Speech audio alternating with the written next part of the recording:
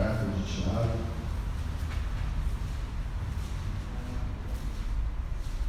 versículo 7 até o versículo 11. Tiago, capítulo 5, versículo 7 até o versículo 11. Amém? Amém. Louvado o nome do Senhor. Diz a palavra do Senhor: sede, pois, irmãos, pacientes até a vinda do Senhor.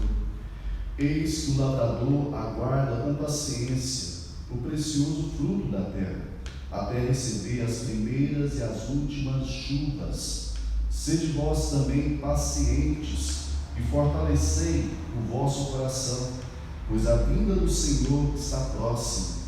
Irmãos, não vos queixeis uns dos outros, para não serdes julgados. Eis que o juiz está às portas. Versículo 10. Irmãos, tomai por modelo do sofrimento e da paciência os profetas, os quais falaram em nome do Senhor. Eis que temos por felizes os que perseveraram firmes.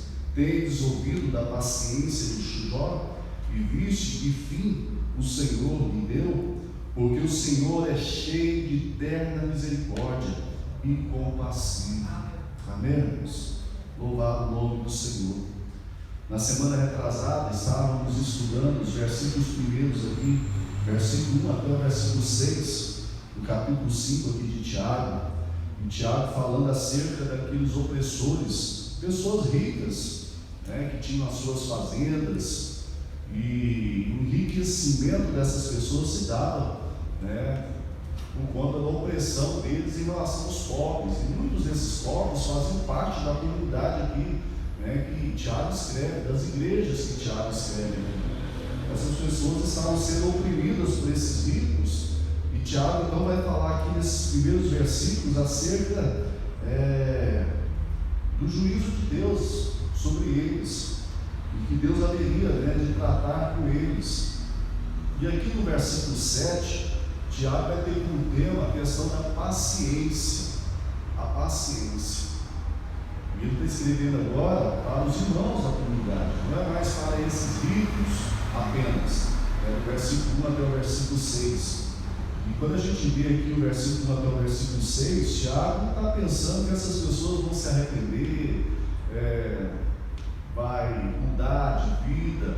Não é dessa perspectiva. Ele está escrevendo também para essas pessoas acerca do juízo de Deus, e para aqueles que estão padecendo nas mãos dessas pessoas, para eles ficarem firmes, que Deus haveria de trazer juízo sobre esses que estão oprimindo eles. Mas aqui no versículo 7, Tiago se volta novamente para os irmãos. Por isso ele mais uma vez se dirige a esses irmãos de modo afetuoso, de modo carinhoso.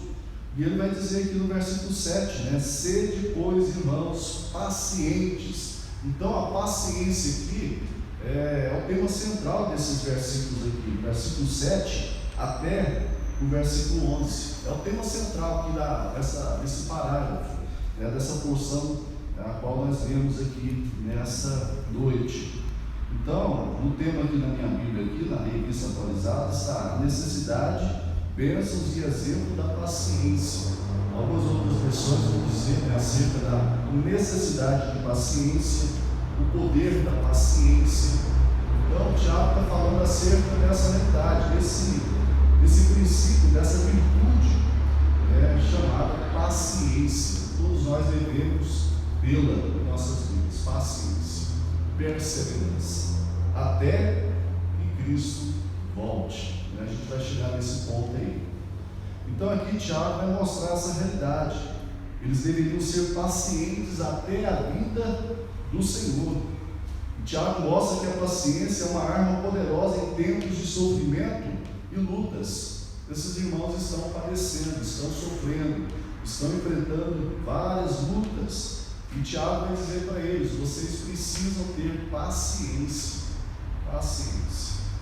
E às vezes a gente tem dificuldade com essa questão, de termos paciência, principalmente em tempos de lutas, em tempos de provações. Nós queremos que a coisa se resolva quanto antes. A gente quer que Deus dá um fim, né, imediato ao sofrimento, ao padecimento, à luta, à dificuldade, à perseguição e tantas outras coisas. E Tiago vai dizer para nós também que nós devemos ser pacientes. Ele vai citar alguns exemplos aqui para nós, nessa porção que nós lemos aqui nessa noite. O termo paciência aqui tem dois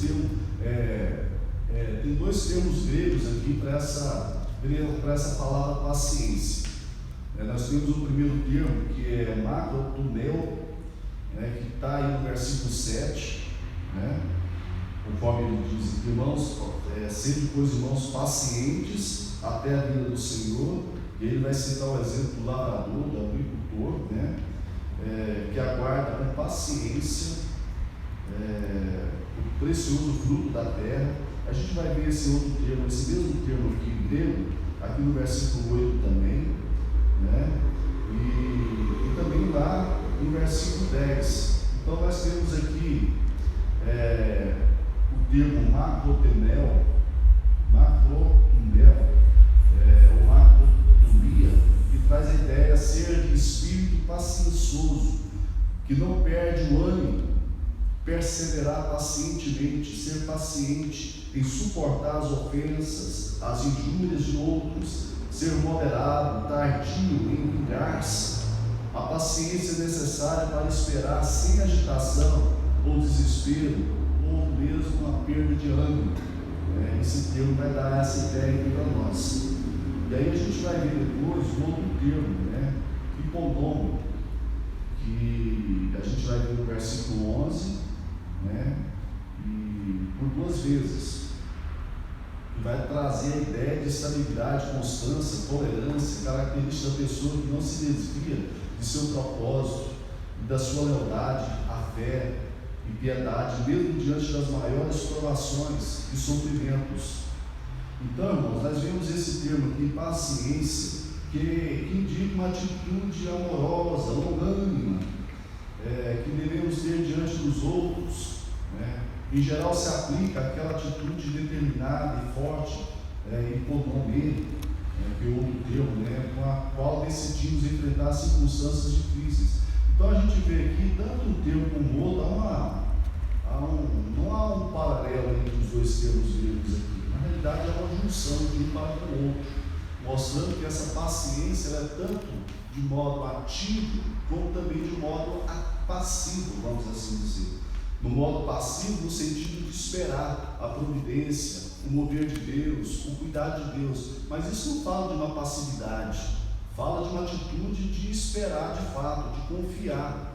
O outro termo aqui fala de um termo mais ativo, que você luta esperando, que você continua tendo a mesma fé, persistindo, lutando. Por isso que a gente tem a ideia da perseverança. Então Tiago mostra isso para nós aqui, essa perseverança, esse permanecer firme diante das provações, das lutas, das provocações. Tiago percebe que diante das lutas e dos sofrimentos, aqueles irmãos estavam reagindo de modo impaciente. E é por isso que ele vai falar acerca da paciência aqui. Eles estavam sem paciência, eles não estavam lidando da forma correta com aquela situação. E aí Tiago chama a atenção dessas pessoas, desses irmãos, para dizer para eles: olha, vocês precisam de paciência, vocês estão sem paciência, impacientes. E quantas vezes a gente fica desse jeito também? A gente fica impaciente, a gente fica um tanto irritados, um tanto nervosos, por conta de tudo que está nos pressionando, de tudo aquilo que está sendo levantado contra nós. E Tiago fala para nós, para todos nós, não somente para esses irmãos aqui, essas igrejas às quais ele escreve, mas para todas as igrejas, para todos os povos, para todos aqueles que creem em Cristo Jesus. Nós precisamos termos paciência, nós precisamos da paciência, e ela é significativa na vida cristã. Ser paciente significa literalmente ter um fôlego grande. Daí a ideia de não esmorecer ou desistir. A ideia de um atleta que vai até o fim da corrida, mesmo ofegante, mesmo com dificuldade de correr, de caminhar, ele vai até o fim. Eles deveriam encher os pulmões com fôlego grande, pois a corrida seria longa. Essa fala é do Nicodemos. E essa é a realidade. A vida, a caminhada, a corrida cristã, ela é um percurso grande. Nós precisamos chegar até o fim. E para isso, irmão, nós precisamos ter muita paciência. Muita paciência. Aqueles eram tempos de provas, e Tiago vai encorajar esses irmãos a serem pacientes. Tiago traz o estímulo, a paciência perseverante. E ele vai dizer que isso deve acontecer até a vinda do Senhor. Essa paciência para durar até a vinda do Senhor, até a sua parousia, ou seja, a sua segunda vinda. É isso que diz aqui no versículo 7. Sede, pois, irmãos, pacientes até a vinda do Senhor. Até a vinda do Senhor. Então, irmãos, é até a vinda do Senhor.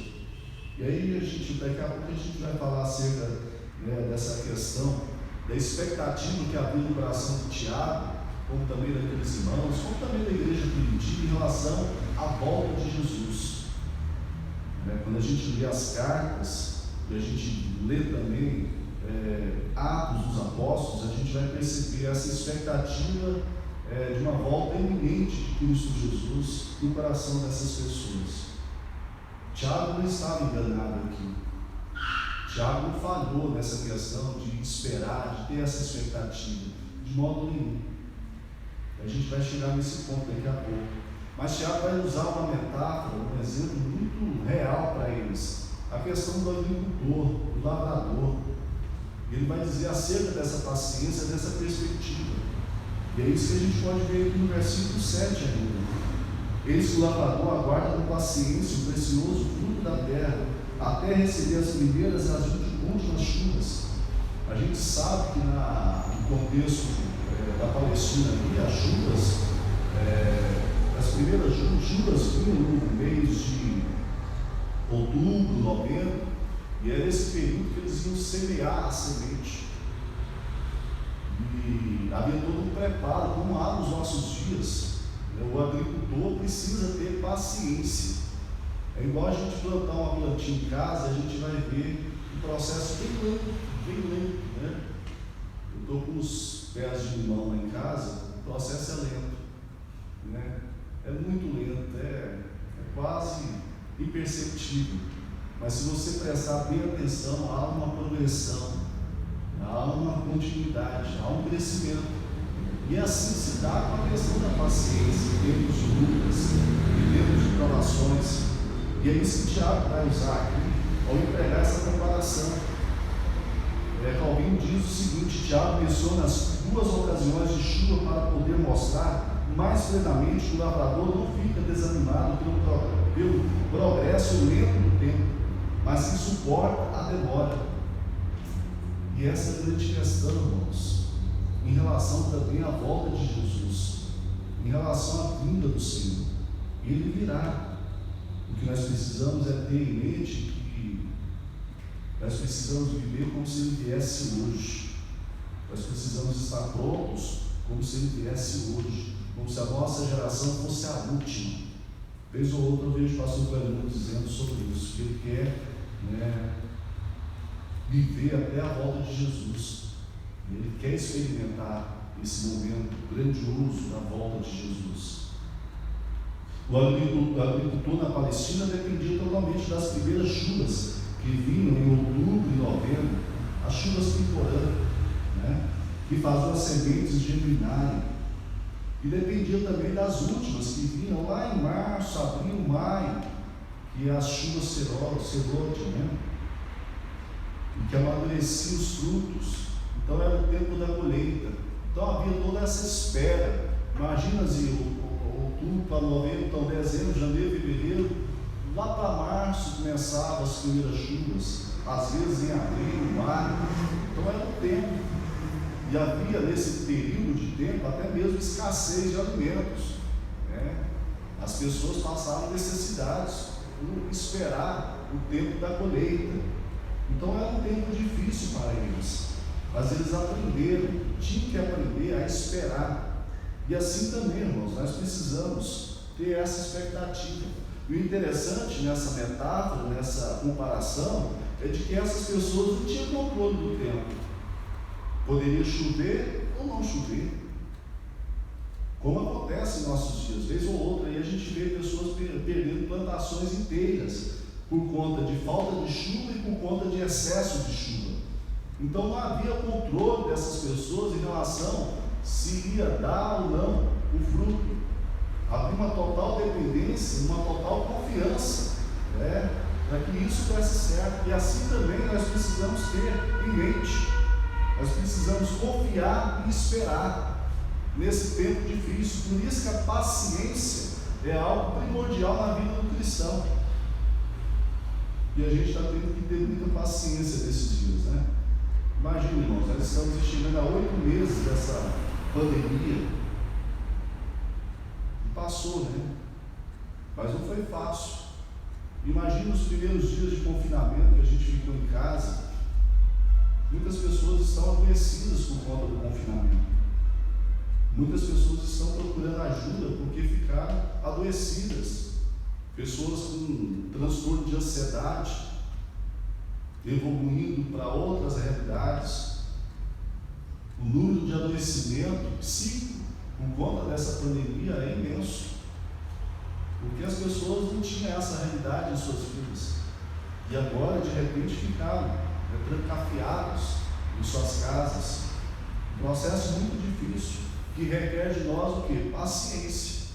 Paciência. E Tiago mostra isso para nós aqui. Por isso que ele vai dizer: sede, pois, irmãos, pacientes até a vinda do Senhor, esse lavrador aguarda com paciência o precioso fruto da terra, até receber as primeiras e as últimas chuvas.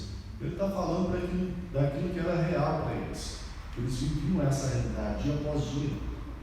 No versículo 8 ele vai dizer para nós, né? Sede vós também pacientes e fortalecei o vosso coração. Como que a gente vai esperar esse processo? Fortalecendo o coração. Essa paciência se dá quando a gente fortalece o coração, ao invés de enfraquecer o coração. Nós precisamos fortalecer o nosso coração nesse tempo de espera. Assim como o lavrador aguarda cheio de confiança as chuvas de outono e primavera, das quais depende a sua colheita, assim também o crente aguarda pacientemente a vinda do Senhor. À medida que esperam pacientemente a volta de seu Senhor, os crentes precisam fortalecer uns aos outros para a luta contra o pecado e circunstâncias difíceis. E a gente vai fortalecendo à medida que a gente fortalece um ao outro. Por isso que Tiago diz aqui: seja também vós, pacientes e fortalecei o vosso coração. Da mesma forma que o lavrador, que é o agricultor, tem paciência em relação à plantação e à colheita, a semente e o fruto, nós também devemos ter essa paciência e devemos fortalecer os nossos corações nesse tempo de angústia. A gente tem dito sobre isso, a gente não imaginava passar por essa realidade. Estamos passando, mas é necessário que estejamos fortalecendo os nossos corações. Há muitas pessoas que estão ficando fracas na fé, estão enfraquecendo, em vez de fortalecer. Pessoas que não têm mais o prazer de estar na casa do Senhor, conseguem fazer qualquer coisa, mas têm dificuldade de estar na casa do Senhor. E os estudiosos em relação à igreja têm dito o seguinte: vai ser um tempo de muito esfriamento, um tempo de esfriamento na vida de muitos, como também vai ser um tempo de aquecimento no coração de muitos. As pessoas vão procurar Deus, estão procurando Deus, porque percebem o seguinte: sem Deus, irmãos, a vida fica muito difícil. Então é tempo, irmãos, da gente fortalecer o coração em vez de enfraquecer o nosso coração, fortalecer a nossa vida. Fortalecer o vosso coração, pois a vinda do Senhor está próxima. E Tiago estava enganado nessa perspectiva. Havia no coração dessas pessoas uma expectativa de uma volta iminente de Cristo Jesus. A gente pode ver isso lá no livro de Atos, as cartas de Paulo. próprio Paulo falando acerca disso. Por quê, irmãos? Porque eles estavam vivendo como se Cristo voltasse naquele tempo, naquela geração deles, naquela época. Eles não estavam errados. Não houve um engano deles, porque eles sabiam que a questão da volta de Jesus, nem o Filho sabia na sua subordinação ao Pai, nem os anjos sabiam acerca da volta do Senhor. Jesus deixou muito claro, nesse tempo de encarnação que ele esteve aqui na terra, cumprindo o seu ministério, dessa dependência em relação ao Pai, ele disse: meu Filho sabe, somente o Pai.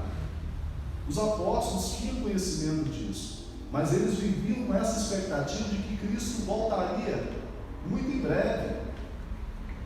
Esse era o desejo do coração deles, e esse deve ser o nosso desejo, a nossa expectativa. Porque se a nossa fé se fundamentar somente na perspectiva desse mundo, conforme diz Paulo, nós somos os mais infelizes dos homens. O céu não é aqui, irmãos, o céu é em outro lugar. Em outro lugar. Paulo diz lá na sua segunda carta à igreja de Corinto, capítulo 12, que ele vai começar a mencionar acerca de alguém que esteve no terceiro céu e que viu coisas inefáveis. E ele vai dizer lá, não sei se em corpo ou em espírito, falando acerca de si mesmo, há 14 anos atrás, né? Paulo falando acerca do apostolado, defendendo o seu apostolado, ele vai mencionar isso. E ele vai dizer que foi algo maravilhoso, maravilhoso. Então, Paulo sabia disso, Tiago sabia disso, os apóstolos sabiam disso, né? Que Jesus haveria de voltar. E nós precisamos saber disso também. Jesus há de voltar. Nós precisamos estar prontos. Tiago deixa isso muito claro para nós. O crente precisa colocar toda a sua esperança em condições fora do seu controle, esperando com toda a paciência que o rei regresse, né? Diz o Peter Davis. Enquanto aguardam, as dúvidas devem ser combatidas a todo custo, as defesas internas devem ser constantemente verificadas, o coração fortalecido ante o sofrimento. Douglas Moon vai dizer o seguinte acerca dessa expectativa de Tiago: a convicção dos primeiros cristãos de que a parousia estava próxima ou iminente significava que eles criam plenamente que ela poderia ocorrer de um breve período de tempo. Não que isso tinha de acontecer. Eles agiam e ensinavam outros a agirem como se a geração deles fosse a última. Viviam nessa perspectiva, nessa realidade. O versículo 9 já vai dizer para nós, vai mostrar para nós algo interessante. Ele ciente da opressão e das dificuldades que os seus leitores, que os crentes ali estavam passando, ele faz uma advertência contra a impaciência. Alguns vão dizer que o texto aqui, no versículo 9, parece um tanto que desconexo, né, em relação ao contexto, mas não está. Tiago percebe essa impaciência desses irmãos, e por isso que ele vai dizer: irmãos, não vos queixeis uns dos outros, para não serem julgados. Eis que o juiz está às portas. Eles estavam padecendo sofrimento, enfrentando dificuldades, e aí, por conta dessa pressão, eles começavam a descontar uns dos outros, se queixar uns dos outros. O termo aqui, né, traz o sentido de queixar-se ou murmurar. Queixar-se traz a ideia de gemer. O gemido pode ser uma reação compreensível à dor. No entanto, a expressão-chave aqui é uns dos outros. Eles estavam descontando uns dos outros toda a pressão que eles estavam recebendo. E Tiago percebe essa impaciência deles sendo demonstrada uns para os outros. Estavam machucados, começavam então a ferir uns aos outros, a ter impaciência uns com os outros. Tiago percebe essa situação acontecendo no seio da igreja. A crítica é exposta a ele se torna grande tentação numa comunidade sob pressão. Tiago percebe a hostilidade entre eles. E há uma tendência, irmãos, da gente projetar no outro aquilo que a gente não gosta de ver em nós. Aquilo que a gente sabe que nós temos também, mas a gente é melhor ver no outro. E quando a gente vê no outro, a gente coloca algumas lentes de aumento. Em relação a nós, a gente coloca lentes, né? A gente fica um tanto que sério. Mas em relação ao outro, a gente coloca lentes, né, que nos dá uma percepção maior ainda. Essa é a grande questão que Tiago coloca aqui. Né? O queixoso encontra falhas em seu próximo, culpa o outro pelas suas dificuldades, que tanto ele quanto o seu próximo tem que suportar, e julga-o de modo injusto.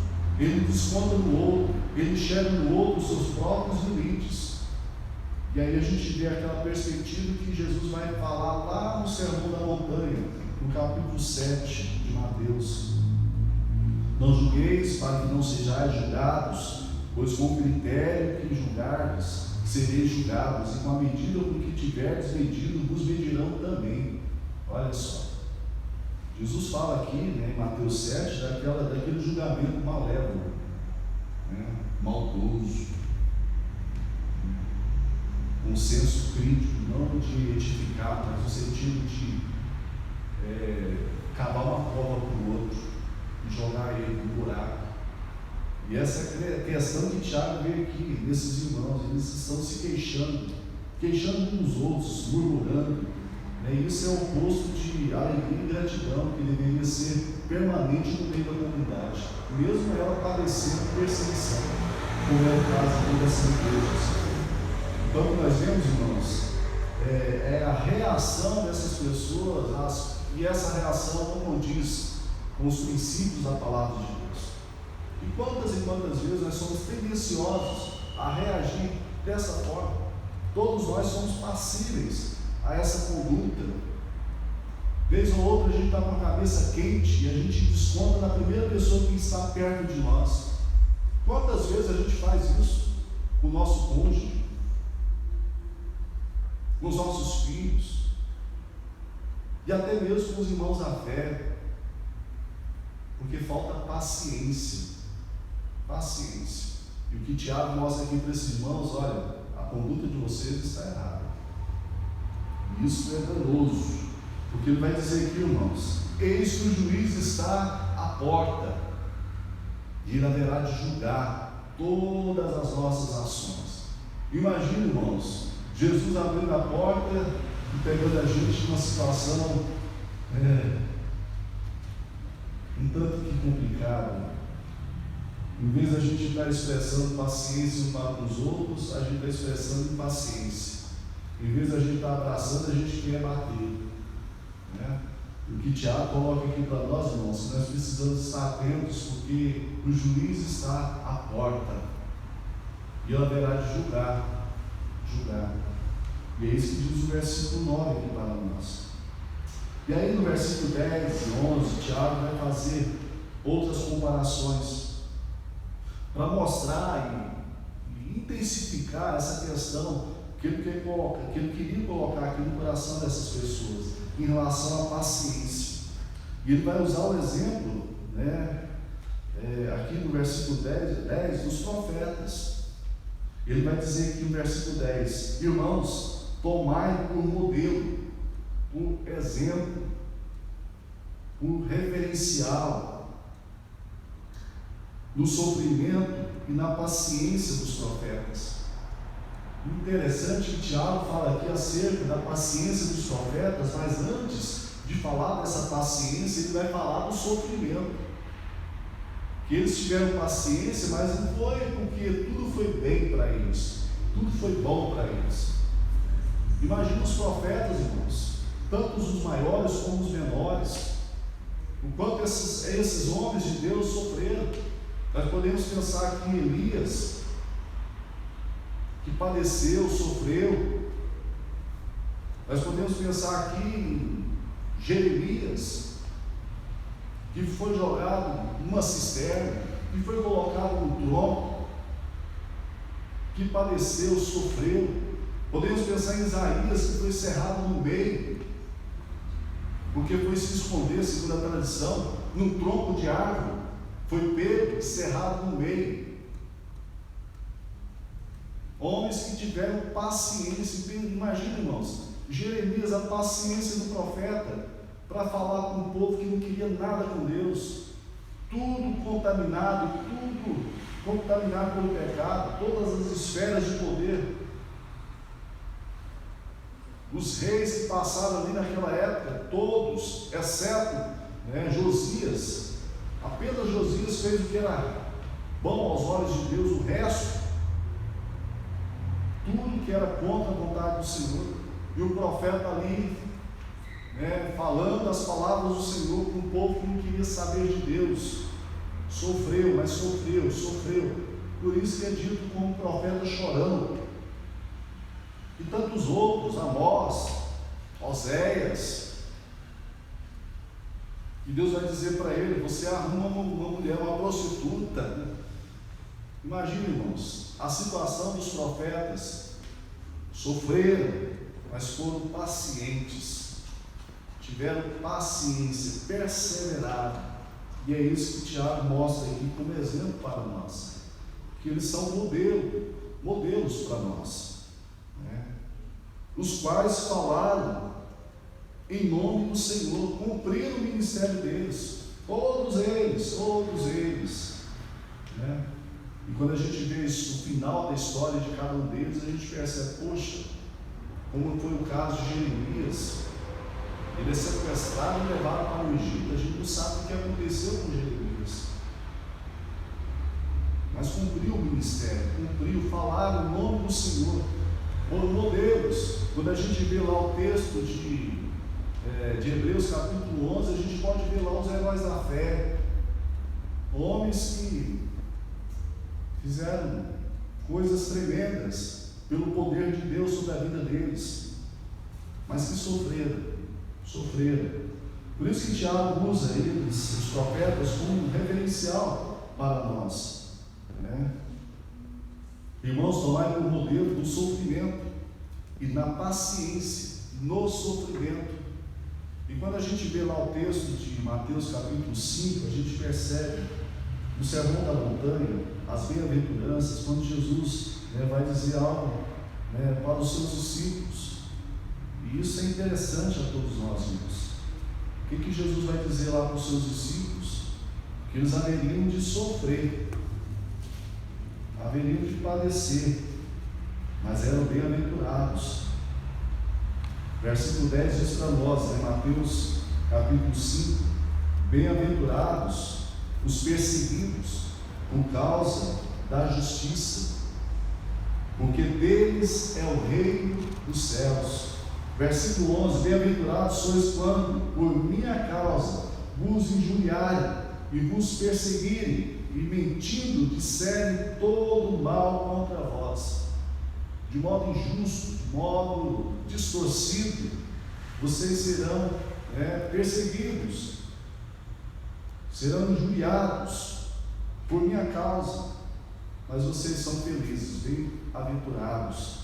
Regozijai-vos, exultai, porque é grande o vosso galardão dos céus, pois assim perseguiram aos profetas que viveram antes de vós. Então, o Senhor Jesus mostra para os seus discípulos que os profetas tiveram perseguições, e eles deveriam então regozijar, exultar no Senhor, por estarem vivendo a mesma situação naquele tempo presente. E é por isso, irmãos, que nós precisamos ter essa sensibilidade de que nós precisamos viver o Evangelho conforme a vontade do Senhor. No versículo 11, já vai dizer para nós: eis que temos por felizes os que perseveraram firmes, se reportando novamente aos profetas, eis que temos por felizes os que perseveraram firmes, foram felizes. porque conseguiram chegar até o final, até o fim da corrida. E nós precisamos ter isso em mente, irmãos. Eis que temos por felizes os que perseveraram, firmes. Que coisa poderosa, tremenda, irmãos. Bem-aventurado o homem que suporta com perseverança a provação, dizia Tiago lá no capítulo 1, no versículo 12. Porque depois de ter sido aprovado, receberá a coroa da vida, a qual o Senhor prometeu aos que o amam. Tiago já falou acerca dessa perseverança aqui, lá no capítulo 1. Bem-aventurado o homem que suporta com perseverança a provação, o sofrimento, o padecimento, porque depois de ter sido aprovado, ter sido chancelado com o carimbo da vitória, você venceu, e ele haverá de receber a coroa da vida, a qual o Senhor prometeu aos que o amam. Amém? Então, irmãos, a paciência é algo que nós precisamos ter na nossa vida. Paciência. E aí ele conclui falando acerca da paciência de Jó. Tendes ouvido da paciência de Jó? E viste que fim o Senhor lhe deu? É interessante que, aparentemente, quando a gente vê ele citando Jó, a gente percebe que Jó ele teve essa paciência, mas conforme o termo grego aqui, essa paciência ativa, ele relutou, porque não foi avisado a Jó o que estava acontecendo entre Deus e Satanás. Não foi avisado a Jó que ele haveria de padecer por uma causa, por um motivo. Não foi avisado a ele tudo aquilo que estava sendo arquitetado, executado. Jó só recebe aqueles 3 amigos que a princípio ficam ali alguns dias com ele, chorando com ele, mas de repente esses amigos começam a descer o pau nele, a acusar ele de pecado. Rapaz, só pode ser pecado esse negócio assim, ele não tem condições. Não pode acontecer tudo sucessivamente, simultaneamente, conforme aconteceu. É pecado, Jó, confessa logo, você pecou. E a gente vê eles se colocando como advogados do Senhor Deus, mas falando com a pessoa errada. Não que Jó fosse um cara perfeito, isso. Jó não foi um cara perfeito. Mas a gente percebe que essa paciência, tanto que ativa, tanto que questionadora de Jó, porque Jó questionou, protestou, argumentou, chorou, lamentou, amaldiçoou o dia do seu nascimento. Humanamente falando, a gente percebe Jó expressando aquilo que estava dentro dele, mas ele não pecou, e a sua fé não foi fragmentada, ele continuou firme até o fim. Humanamente falando, ele demonstra essa humanidade, porque se nós estivéssemos no lugar de Jó, irmãos, a gente não ia ficar aos pés dele, não ficaríamos. Então Jó demonstra essa firmeza, por mais que ele tenha expressado sua queixa por 34 vezes, no texto do livro de Jó, 16 vezes ele vai perguntar por quê, e Deus não dá a resposta para ele, como dá para nenhum de nós, os nossos porquês. Por que, Senhor, estou passando por isso? Por que está acontecendo isso comigo? Por que desse sofrimento? Por que dessa luta? Vez ou outra nós não temos resposta, vez ou outra não, quase sempre. Deus não precisa dar essa resposta para nós. E nós poderíamos mudar a nossa pergunta, Para que, Senhor? Ela também é um tanto que, mas seria melhor. Porque para que a gente começa a pensar em trazer sentido a isso, em querer ser ensinado em relação ao padecimento, à luta, e procurar sentido, o porquê, para que isso está acontecendo. E quando a gente pensa um pouquinho acerca disso, tudo muda na nossa mente. E aí a gente começa a encontrar sentido e a nossa fé vai se agigantando, porque a gente percebe que é para o louvor do Senhor, é para Ele. ele vai dizer o seguinte: a submissão de Jó não é daquela que se arrasta aos pés de alguém, passiva, que nada questiona. Jó lutou e questionou, e algumas vezes até desafiou, mas a chama da fé nunca se apagou em seu coração, nunca. E no auge do seu sofrimento, a gente pode perceber lá em Jó 13, versículo 15, ele vai dizer: ainda que Deus me mate, ainda assim esperarei nele. Paciência, paciência. Jó foi paciente, ele tinha paciência em seu coração. Imagina, irmãos, a situação daquele homem. E aí, Tiago termina citando o Salmo 103, versículo 8, como também o Salmo 111, versículo 4, para mostrar que Deus não gosta de presenciar o sofrimento humano. Deus não tem prazer no meu e no seu sofrimento.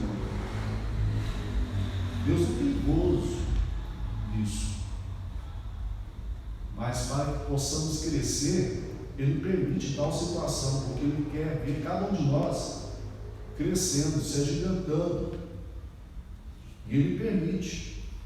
Ele não permitiria o sofrimento se não houvesse um bem maior à frente. E é por isso que o salmista vai dizer: foi bom para mim ter sido afligido. Foi bom para mim. Nós precisamos ter essa mesma oração no nosso coração. Então, irmãos, nós necessitamos e precisamos de paciência, porque a paciência nos molda. A paciência constrói muitas coisas em nossas vidas, coisas boas. E Deus quer ver em cada um de nós pessoas que tenham essa paciência, essa perseverança, essa persistência, tanto de modo ativo como de modo, vamos assim dizer, passivo. Passivo no sentido de ter total dependência do Senhor, ativo no sentido de lutar, de guerrear, de continuar firme. Deus possa nos abençoar, que sejamos pessoas com muita paciência, né? Tem um personagem que fala, né? Muita paciência, né? Uma coisa assim. Muita paciência nessa hora. Muita calma nessa hora. Muita calma nessa hora. Calma. É a mesma colocação. Amém? Que tenhamos paciência com a luta, com a situação difícil e com os irmãos também. Esse é o desejo do Senhor para todos nós. Amém? Que Deus possa nos abençoar. Vamos ofertar?